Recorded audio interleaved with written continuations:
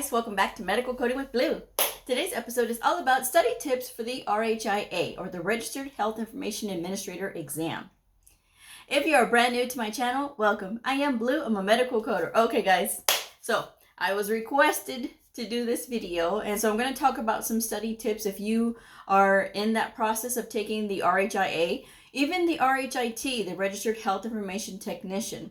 Now, a lot of the domains are very similar. However, the RHIT side is more technical. They have other things that they are testing on that side. But with the RHIA, this is a person, this individual who, I'm going to read the eligibility requirements here in a minute. But people who sit for the RHIA tend to go for positions that are in leadership or in education, okay? That is the purpose of these credentials, is to, once you've completed your degree programs, whether you're going for the RHIT or the RHIA. The RHIT is if you have your associate's degree, and the RHIA is when you have your bachelor's degree. Either way, the purpose, like I said, of getting these is because you want to be in leadership. And that's what these are designed for, because the programs, the college degree programs, they're not about coding. They're about the health information side. They're about information governance. They're about ethics and HIPAA and the law and all that kind of stuff. So that's really their main focus when they're training people who are in these programs. Now, some people will get into the degree programs because they think that they will make more money as a coder.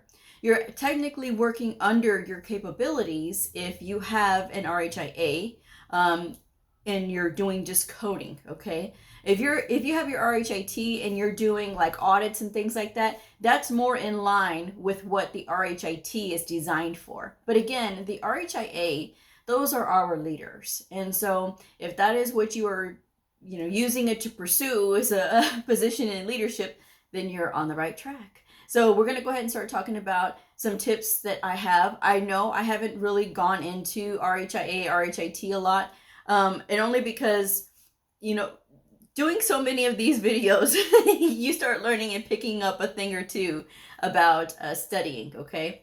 And I have taken successfully 3 medical coding certification exams with AHIMA, and I've successfully passed them all. So when I give some tips about studying, I think I'm doing something right.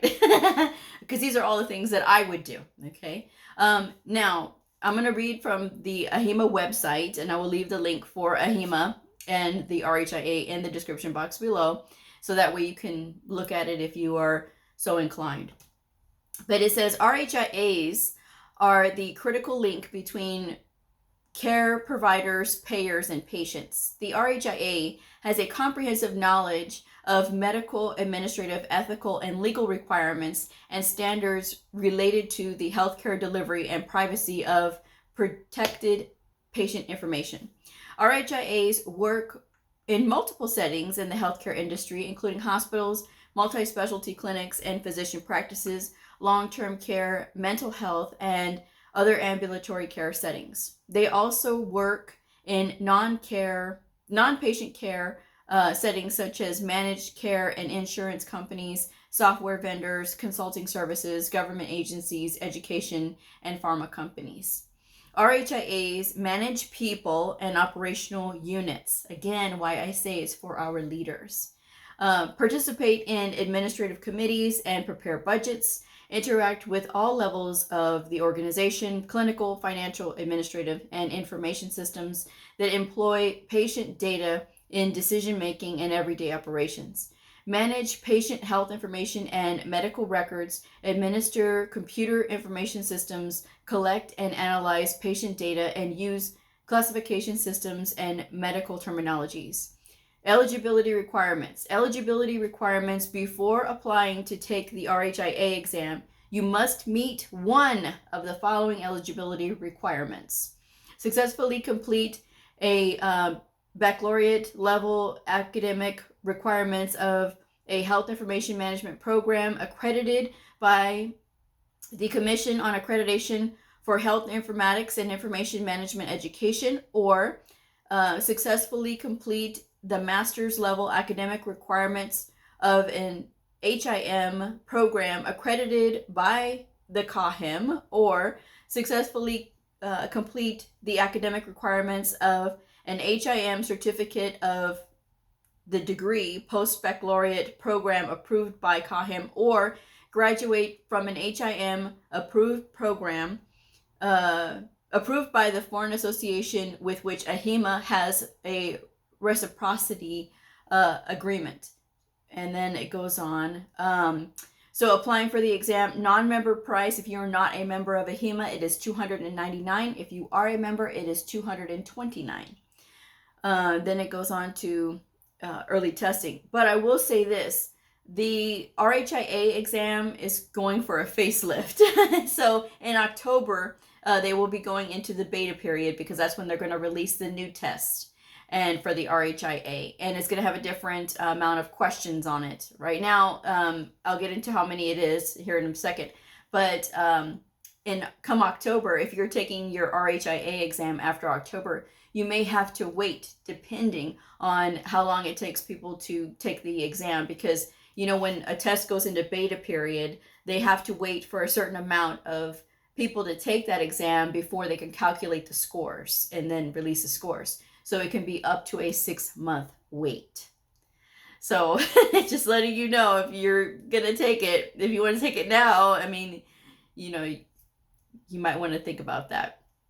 So in 2022, there were 918 first-time RHIA test takers. 58% of them passed the exam. Now, I will say this also. Probably part of this is because you are not taking any books. This exam is all about memory and recall and critical thinking. So you will not have any books with you when you go to take this test. It is going to be all you and all your knowledge. And what happens is that a lot of times people don't spend enough time studying. You need 20 hours per week to study. It does not matter if you have a full-time job, if you work 40 hours a week, you got a family, you got kids and spouses and cats and dogs and all this other good stuff. It doesn't matter. You will make time for anything that is important to you. And 20 hours per week, when you swirl it in, is not that hard. Okay, guys? And then we're going to talk about like working out those days. But 58% of them passed. In 2021, there was 1,103, and 59% of them passed. And in 2020, there were 68% first-time pass rate at 1,044 that took the exam. So progressively every year it's going down. But again, it's because I think people don't take it as seriously, as far as like, you have to study. You have to study. And you have to be able to review a lot of documents and be able to recall a lot of things. It is part memorization, but it is also part of like, okay, we have to look at these questions and read them carefully. Everybody will tell you that. Read the questions carefully, because sometimes it's a play on words. And when you think about it, when you're looking at these exams are supposed to test your readiness for the real world, right? And in the real world, you're going to see a lot of things that are going to look similar. It is the detail-oriented leader that is going to be able to spot those differences. And that could mean the difference between a very expensive mistake and I'm glad we caught this because this would have been a very expensive mistake. So that's something that you really have to pay attention to. It takes dedication. It takes really a lot of commitment to listening to things, watching videos, getting where you can get that information in wherever you can, and then also incorporating doing some study with the exam prep guide. And I'll talk about that here in a second. The RHIA is a timed exam. Candidates have 4 hours to complete the exam, and that's currently. After October 1st, 2023, candidates will have 3.5 hours to complete the exam. And after October 1st, the total number of questions on the exam will be 150. 130 scored items and 20 pre-test questions. And the pre-test questions are mixed throughout. That's the thing they love to do. But right now, currently, if you take the exam currently, we are, this is August 30th. This will be aired. This will air August 31st on Thursday. But currently, August 31st, 2023, this is the way that it is right here. Candidates have 4 hours to take the test. The total number of questions on the exam range from 170 to 200 total items. The exam is given in computer-based format. You must go to a Pearson VUE testing center. You cannot take this exam at home, okay? AHEMA exams contain a variety of questions or item types that require you to use your knowledge, skills, and experience to select the best answer. Each exam includes scored questions and pre-test questions randomly distributed throughout the exam. Pre-test questions are not counted towards the final results. The passing score for the RHIA is 300. Competencies for RHIAs fall into 5 domains. Each domain accounts for a specific percentage of the total questions on the certification exam, and then the content outline. So I have downloaded the beginning October 1, 2023 outline, because I think that if you are watching this video, by the time you get to it, it may be after October 1st, 2023. But even still, the way that I give my tips, you can still follow this if you're taking your exam up until then. But I wanted to just read the latest and the one that's going to be the most touching to the most people. So there are 5 domains, and after October 1, 2023, this is what it will look like. So it will have, did I go over the part where it has the total questions? Let's see. Oh, yes, I did. Right now, if you take the test now, it's 170 to 200 total items, but you have 4 hours. After October 1st, it will be 150 in 3.5 hours, okay? And so the 5 domains are data and information governance, which is 17 to 20%.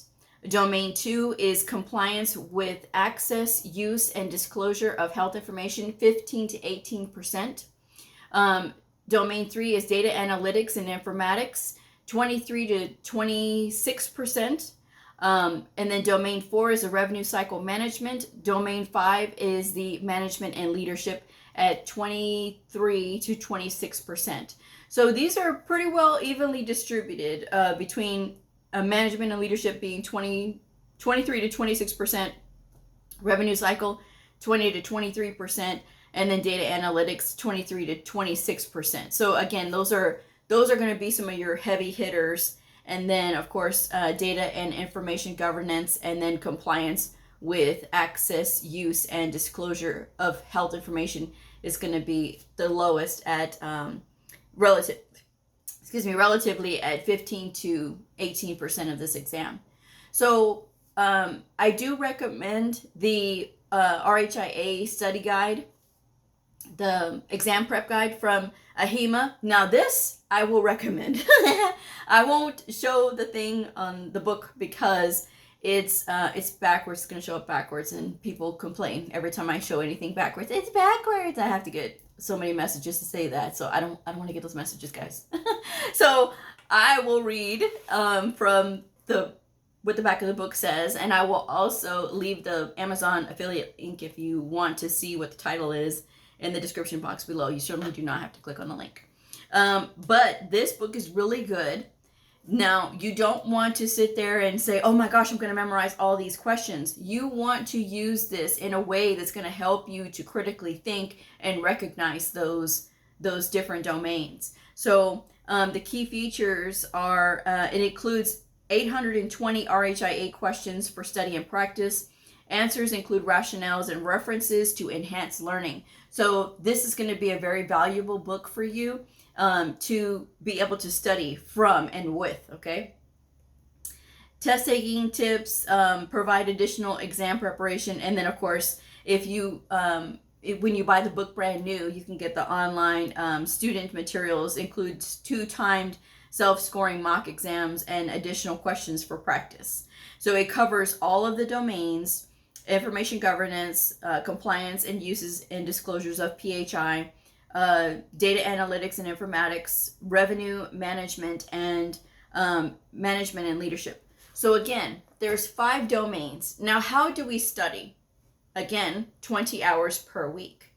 But if you want to do a 6-day stretch, right? A 6-day stretch where you are studying over 6 days, you could even study over 5 days. That is totally fine. But you do need to make sure that you do those 20 hours. And 20 hours in 5 days is a lot. But if you give yourself an extra day, it doesn't seem so bad. You know, you can do 3.5 in a day. 3.5 in a day, 3.5 hours in a day will get you to that 17.5 hours by the end of the week. And then all you'll have is that 2.5 hours on the weekend. Now you can adjust it. So what you could do is you could work through domain 1 on one day, domain 2 on the next day, domain 3, domain 4, domain 5. And then on that 6th day, you could be testing yourself with the exam prep guide, because you will have gone through all of the domains every single day so that you can, be able to be prepared on that weekend to see where you're at when you're testing. You'll be able to see how fast you can read to get through those questions, because again, it's all about quickly reading. And again, you're going to be going on memory for a lot of this stuff too. And so I did share on my Patreon channel. I have a Patreon channel. If you don't know Patreon is a lot like YouTube, except that you pay to support the creator, which would be me, and you get to watch videos that don't have commercials on them. But but you pay to support the creator, again, me. But with this, I posted a lot of helpful websites and links today. I posted it today because I knew I was going to do this video for Thursday. And it got me to looking at all these helpful websites. And there's a lot of links out there that can help you to know about HIPAA, know about just the different things that you have to know based on what this list is saying, in conjunction with the exam prep guide. Because you don't ever want to put all your eggs in one basket where you're just concentrating on just the exam prep guide. You need to be able to look at different resources, because those different resources may trigger something in your brain, okay? Now, you can go to, of course, online to YouTube and check out videos on HIPAA. Meanwhile, you could be listening to those when you're at work or you're on the drive home or something like that. You can be listening.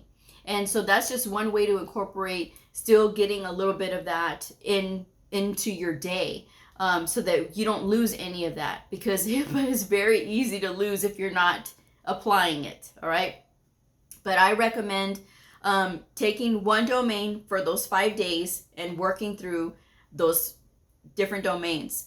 I really don't recommend doing like a whole domain 1, you work on it a week, and then domain 2, you work on it for a week, and then domain 3. Well, guess what happened to domain 1? You start to forget it. So if you are keeping it, you're the cycling of like, okay, I'm going to concentrate on this, concentrate on this, concentrate on this, and you get a little bit of the the subjects every day. I think that's a good way to study. And like I said, and then on that Saturday, you can test yourself and see where you are. There's also, of course, Quizlet. You can go to Quizlet and look at some of the study decks there. And just keep in mind that people make those, so you have to really kind of watch the accuracy on some of those answers. But if you're somebody who needs flashcards, that's a great place to start, and you can look at it by subject as well. So here it talks about on data and information governance, 17 to 20%. It talks about managing the integrity of the master patient index. If you know that that's something that you struggle with, then you need to really concentrate on finding resources for the master patient index, right? And then they also have understand and apply data dictionary standardization policies, complete data analysis to inform management, develop policies and procedures for health record data, documentation management, and information governance, and then comply with retention and destruction policies for health information. So what does that mean? Comply with retention and destruction policies for health information.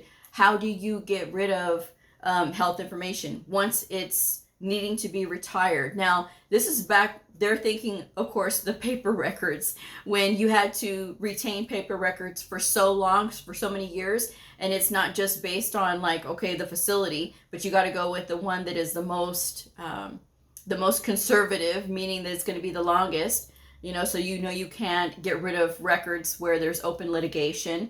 You have to keep it based on, your hospital's policy, but then you have to look at the state and how long do they require you to retain those records. And once they get to a point where they can be destroyed, then how do you destroy them? You have to put them into something that is going to emulsify them where they won't be able to be recognized. You can either burn them or, whatever. So those are the things that you have to know. You have to know those policies of how long do you keep records, and when you can get rid of them, where do you get rid of them at? How do you get rid of them? And what is a proper way? That's part of that one. And then domain 2 is talking about compliance with access, use, and disclosure of health information. So this is when we're going into monitor access to protected health information, internal and external to the organization. And it's talking about the health information exchange. So when you're having like release of information type situations, you have to make sure that you confirm who it is. It can't just be, well, I'm a lawyer and I'm requesting paperwork. Okay, well then you're going to need to prove that you're the lawyer and that you have some right to see this documentation. You can't just give out information willy-nilly. We have to make sure who is getting this information and that it is the correct person. And you even have to, if it's being ordered by the judge, okay, the judge has to be able to confirm that they are in fact requesting this information. And so there's, of course, you got to make sure that there's a lot of permissions that go along with this. And so when do those things apply? So again, something that, if you do let your fingers do the walking, you can find a lot of resources about that. Also in here is ensuring compliance with privacy and security initiatives, right? Cybersecurity and disaster recovery. What are those plans, and what goes into making those plans? The next domain, because I have to hurry up here because I'm almost out of time. I've been running out of time a lot of these videos. Okay, so data analytics and information and informatics, and that's talking about support end users in EHR applications. This talking about CDI, audit documentation using a focus tool, CDI, quality safety. And so there's a lot of resources out there about CDI. Again, this is where being in leadership is going to put you into that category of needing to know about CDI. And what all does it entail? What is a proper way to send out a query? What is a legal query? All right. And you have to be able to recognize what a legal query is and how to formulate one, and then revenue cycle management. It goes more into CDI, conduct CDI activities in support of revenue and quality improvement initiatives. What does that mean? That means knowing about what does it mean when we are in certain categories, like on the inpatient side with DRGs and things like that. Different DRGs are going to give the facility different amounts of money. So you have to be able to understand and know the importance behind CDI and why these people are very critical to the success of a hospital and their financial wellness. All right. Validate coding accuracy. Coding is a very small portion of this exam, very small. And so that's the thing. You don't have to have books for the RHIA, but it's going to just test you on some of those things. So that's part of those questions. And I mean, again, because it says it right there, validate coding accuracy. What does that mean? Is it going to be a scenario? Are you going to have to make sure that you read? Okay. So reading those guidelines, the ICD-10-CM official coding guidelines for reporting, that's very important. And that was one of the links that I shared with my Patreon audience as well, along with the other links that I found.